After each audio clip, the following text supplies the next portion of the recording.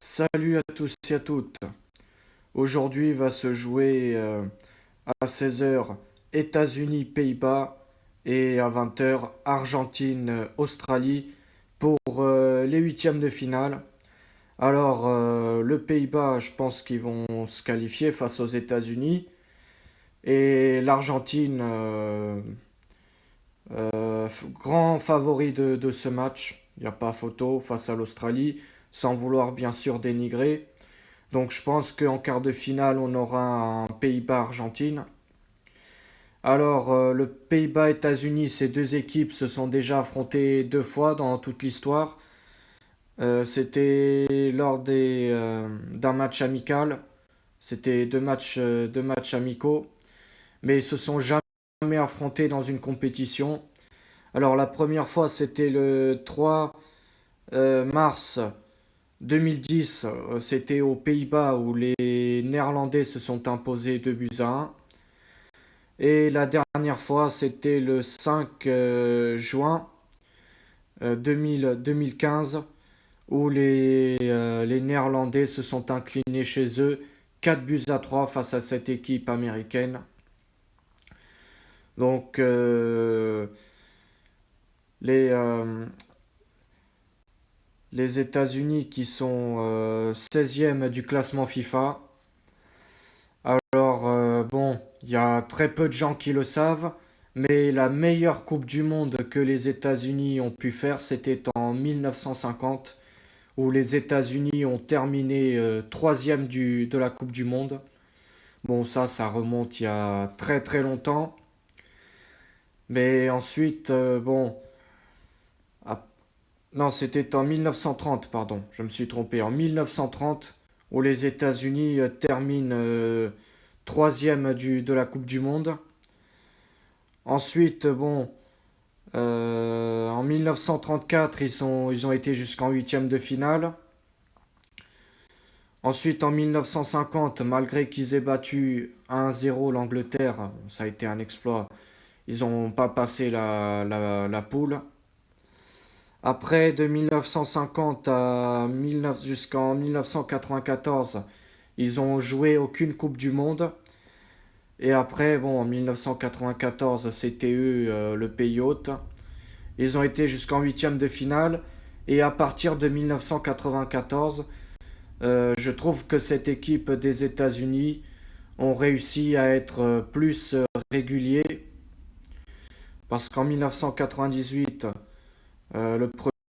Ensuite, en 2010, ils ont été en huitième de finale, comme en 2014.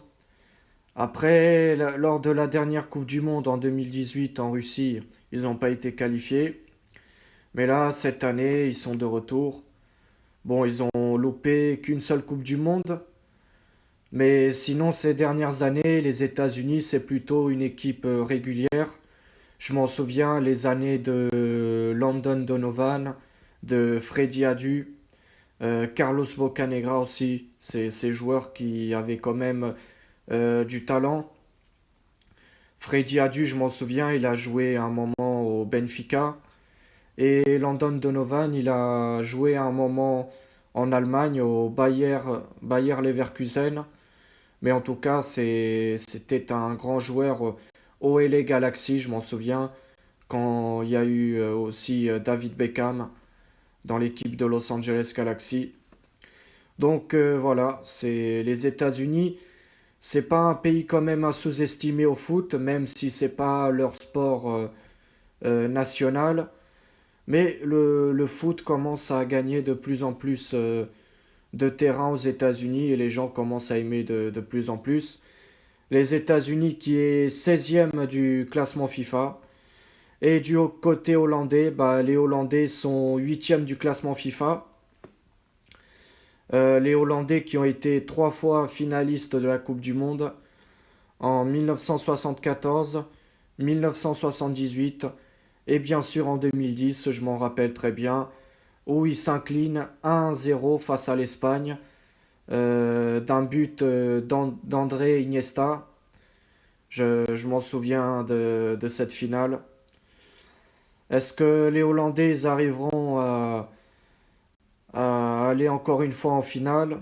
On verra ça, mais bon, moi j'y crois pas du tout. Mais après, on sait jamais, il peut toujours avoir des surprises. Après, pour Argentine-Australie, ces deux équipes se sont affrontées pas mal de fois. Alors la dernière fois, c'était le 14 juillet 1988, lors d'un match amical, où les Australiens se sont imposés 4 buts à 1 face à l'Argentine. Incroyable mais vrai.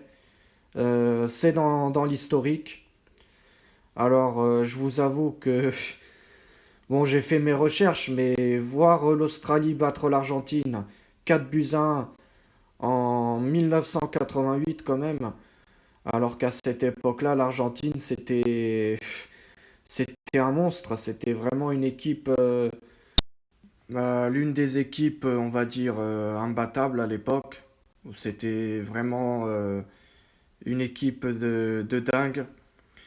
Mais ensuite, ces deux équipes se sont affrontées aussi lors d'un match amical en 1992, le 18 juin, où les Argentins se sont imposés 2-0 chez eux, à Buenos Aires. Et en qualification pour la Coupe du Monde 1994, lors des barrages, les Argentins se sont imposés chez eux à Buenos Aires 1-0 et en Australie un partout. Donc ça a permis aux Argentins de se qualifier pour la Coupe du Monde 1994 lors des barrages. Et ces deux équipes se sont affrontées déjà en 2005 lors de la Coupe des Confédérations. C'était en phase de groupe où les Argentins se sont imposés 4 buts à 2. Donc pour l'instant, l'Australie a qu'une seule victoire face à ces Argentins. C'était en 1988, le 4 buts à 1, le 14 juillet 1988. Je vous invite à faire vos recherches si vous avez du mal à y croire. Mais c'est vrai, l'Australie a déjà battu l'Argentine 4 buts à 1. Mais aujourd'hui, je vois plutôt l'Argentine s'imposer. Il n'y a pas photo. Les Australiens, bon, ça reste quand même une équipe faible, sans vouloir manquer de respect. Et du coup, les Australiens, leur meilleure Coupe du Monde, c'était en 2006 où ils avaient atteint les huitièmes de finale. Donc cette année, ils font aussi bien qu'en 2006. Mais est-ce qu'ils vont réaliser l'exploit de passer en quart de finale pour la première fois? Ça m'étonnerait beaucoup, j'y crois pas du tout, mais bon, après tout est possible, après toutes les surprises qu'on a vues jusqu'à maintenant.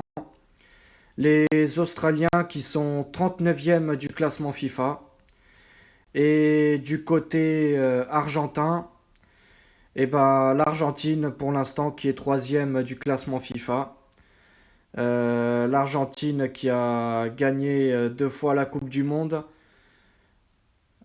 C'était en 1978 et 1986.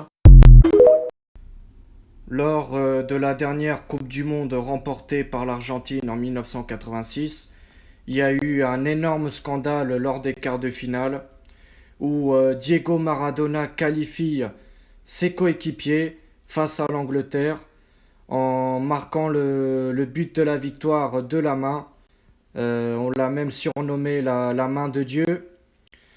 Alors, bon, ça a été vraiment un énorme scandale, ça a été vraiment injuste pour les Anglais, parce que, bon, les Anglais, s'il n'y aurait pas eu cette injustice, ils auraient pu aller plus loin dans la Coupe du Monde, enfin dans cette Coupe du Monde, et pourquoi pas espérer de remporter une deuxième étoile. Mais franchement, bah, à l'époque, il n'y avait pas toutes ces technologies qu'on a maintenant. Donc c'était beaucoup plus compliqué de, euh, de faire attention à certains détails. Donc l'arbitre qui pensait que Maradona avait marqué le but de la tête, et ben malheureusement enfin malheureusement il n'a pas vu que ça a touché la main et il a validé. Mais ça a permis bon